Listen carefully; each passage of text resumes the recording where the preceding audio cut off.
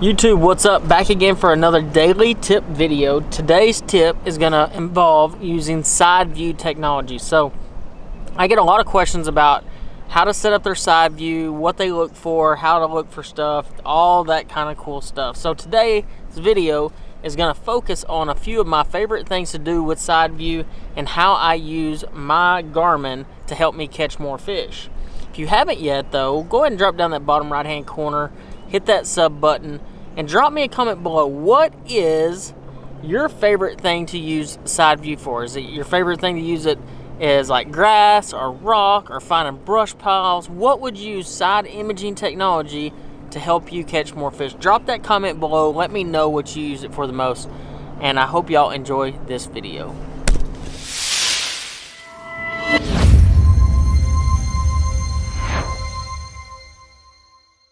Alright guys, like I said, I'm out here on Pickwick Lake. I'm up by the spillway. If you've ever been on Pickwick, the spillway has a ton of rock piles, and those bass absolutely relate to said rock piles.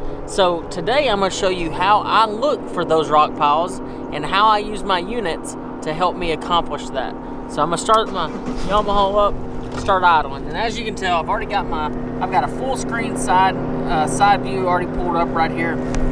And I want to explain to you a couple things. So one of the first questions I get most of the time is, how far do you set your range? You know, do you put it at, 60-foot range, 100-foot range, 120-foot range? And I can tell you this, guys, I keep it pretty simple. If I'm fishing in 20 foot of water, I want to double my range. So instead of putting my range at 20 foot, I put it at 40 foot. If I'm fishing water or trying to graph water in 30 foot, I'm putting it at 60 foot. And that's only, and now I want y'all to pay attention to this, that's only if I'm looking for fish specifically. So if I'm looking for schools of fish on ledges, I always just double what my depth is. And that's a really good rule of thumb. You're gonna see the fish way better if you do that, and it'll just make your life way easier. So, but in the situation that I'm dealing with right now at Pickwick, I'm finding isolated rock piles. I'm not worried about finding fish. I'm just trying to find the rock. I will actually set my range to all the way out to about 150 foot, anywhere between 100 and 150 foot. And you can actually see, like that's at 100 foot. So you can actually see individual rocks out here. You can see the ones that I've gone over. You can see all this stuff on my Garmin. And that is really important because all I got to do is when I find, let's just say this boulder set here, I can just drag my finger down. You see my cursor lays right on it, and I'm gonna get right on that rock pile. And then I go over to the little waypoint button, punch the waypoint button, and bam, I'm already there. I've got a waypoint there now. I know exactly where that boulder is. So when fishing this current, what I'm going to do is I'm going to set up down current of that boulder set. And that's a really isolated set of boulders, two big rocks. But it's bigger than any other rocks around.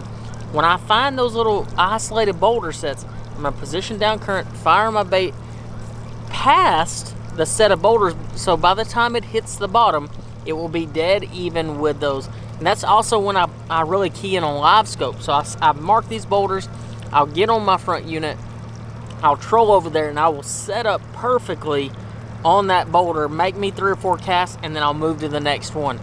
If you fish that way, if you fish that really isolated cover, you'll be surprised how many more bass you catch. So that's one way that I use my side imaging. The other question I get is, what color palette do you use? I actually kind of change mine up just about everywhere I go. So if I go into my actual unit, I'll go into menu, and this is how my unit is set up right here. I've got all kinds of great cool things, but I go into sonar setup right here, and I'm gonna go look around. I'm gonna go to advanced. My interference is low, my TVG is low, so I've got all my stuff set up perfect, but my color scheme right now is copper. So what I like to do is I actually like to change it up. I'll go to black emerald, midnight blue, orange crawfish, and I'll actually just see what helps the cover or fish stand out the best. And picking the color palette based off your conditions and what you're using it for can absolutely be beneficial in the long run. So like if I'm just looking for fish, I'm actually going to use copper most of the time. That's just the one I like the best. It's really fine-tuned, but like in the case of fishing grass, I'll actually go to an inverse gray. Something about that inverse gray I do really good. One of the new color palettes is Lava, Caribbean, Rusted Steel is a favorite of a lot of guys. But like I said, I keep it pretty simple. I keep mine on copper, makes life easy. But yeah, guys, more so than anything, I wanted y'all to understand what I set my distance out to and why I do it. That is a question I get a lot. And, you know, when I first started fishing, that was something that confused me a lot because I was trying to figure out exactly what color palette that I needed to use in certain situations. So in grass, I use inverse gray. It really helps that grass pop. I can see everything exactly the way I need to see it. In rocks or fishing deep, I use copper. And like I said though, I will still switch it up.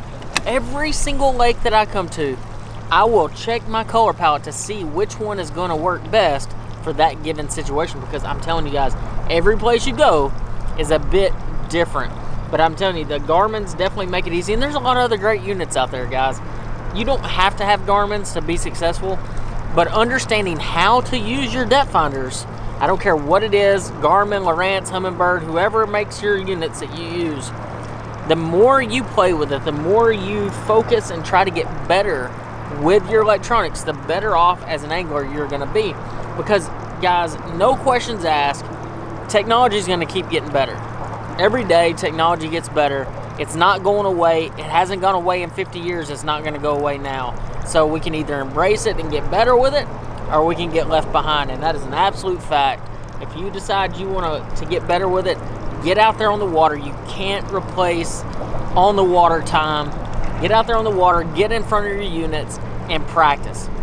One little isolated tip I'm going to give you, and this is definitely going to help you the next time you're out there. I want you to go, if you're wondering about your side view or side imaging, whatever you're using, if you're wondering about how to really fine tune it, I want you to go to your favorite offshore spot. I mean, I'm talking about the place that you drug a worm 5,000 times every year, and you know that spot.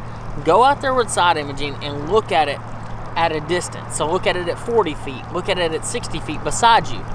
And you'll start learning what you're looking for, so you can actually translate it to find more places like your favorite spot. So if you go out there and you play with and you figure out exactly what that spot looks like on side view, you can actually go and find new places. And guys, I shouldn't have said nothing, but it definitely works. I know it's so simple, but we overlook it because we're like, oh, I already know that spot. Why do I need to graph it? That's a wrong way to think about it, guys. Go out there, graph your favorite spot. Tell me what you think below. Let me know if you like this daily tip series. I really enjoy shooting this for you. This is my first on the water one, so I hope you like it. I'm going to do more of that, and I've got a really special thing that I'm going to do starting soon. I don't want to spill the beans yet, but I will here soon. So getting ready to kick off day 4 of practice tomorrow. I got to find them better, so I better get back to work. I'll see y'all on the next video.